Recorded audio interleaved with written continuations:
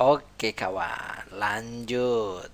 Berikut ini yang bukan asas pemungutan pajak. Jadi karena pemungutan pajak itu harus memperhatikan keadilan dan keabsahan, gitu kan? Maka harus ada asas-asas yang dipakai dalam pemungutan pajak. Contohnya, nah, bukan contohnya ya, ada beberapa ya asasnya, yaitu keadilan. Harus adil ya. Asas ini menekankan pentingnya keseimbangan berdasarkan kemampuan dari setiap subjek pajak. Jangan sampai itu memberatkan, gitu ya. Sip.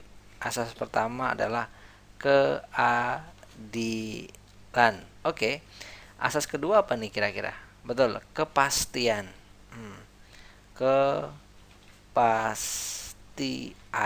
Nah, maksudnya kepastian gimana? Maksudnya kepastian itu tidak digantung seperti kamu sama dia. Oke. Yaitu asas menekankan pentingnya kepastian pemungutan pajak seperti kepastian hukum, kepastian subjek pajak, kepastian objek pajak, kepastian tata cara, kepastian tarif gitu ya. Jadi harus ada asas kepastian. Oke ya. Terus ada asas kelayakan. Nah, maksudnya kelayakan gimana nih? Oke, yang dimaksud dengan asas kelayakan adalah asas ini menekankan pentingnya saat dan waktu yang tepat dalam memenuhi kewajiban perpajakan. Jadi ya waktunya itu juga harus tepat gitu, oke?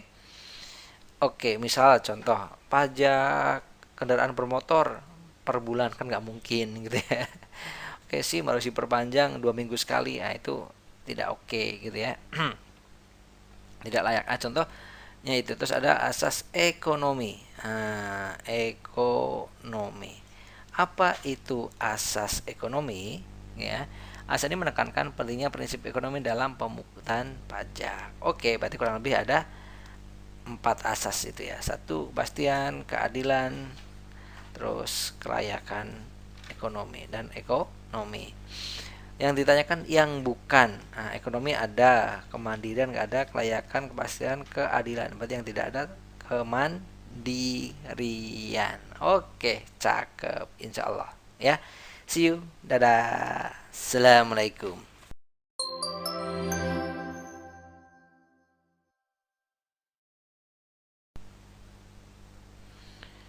Oke, lanjut ya. Berikut ini merupakan prinsip-prinsip pajak yang dikemukakan oleh Adam Smith atau asas ya, sama. Ternyata Adam Smith juga mengemukakan asas-asas tentang perpajakan. Oke, hampir sama sih ya sebenarnya ya. Jadi Adam Smith itu bilang kalau pajak itu harus berdasarkan asas keadilan. Oke. Terus dia juga bilang kepastian. Jadi harus adil, harus pasti gitu kan ya. Besarnya berapa, berapa lama sekali dan sebagainya. Terus dia kelayakan. Kelayakan. Dan yang terakhir adalah asas ekonomi. Jadi yang nggak ada justru asas kesamaan. Ya, mungkin asas kesamaan ini sudah diwakili oleh asas keadilan, gitu ya. Jadi yang nggak ada menurut Adam Smith adalah asas kesamaan, gitu. Karena sudah diwakili oleh asas keadilan.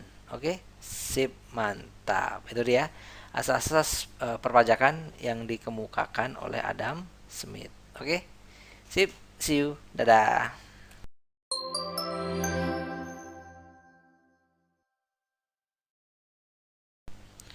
Oke, lanjut juragan. Oke, kawan. Bismillah ya.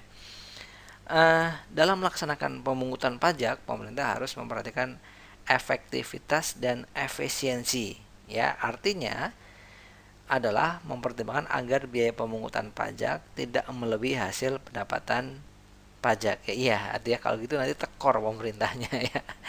Gitu, kalau tekor bukannya malah kita pemerintah dapat pemasukan, malah pemborosan gitu ya. Nah, prinsip itu sebenarnya prinsip-prinsip dalam perpajakan ya, asas perpajakan. Prinsip apa itu kan? Ada keadilan, ya kan ya, ada keadilan, terus ada apa lagi? ada kelayakan, ya kan ya prinsipnya ya, kelayakan. Terus ada prinsip kepastian, terus ada apa lagi?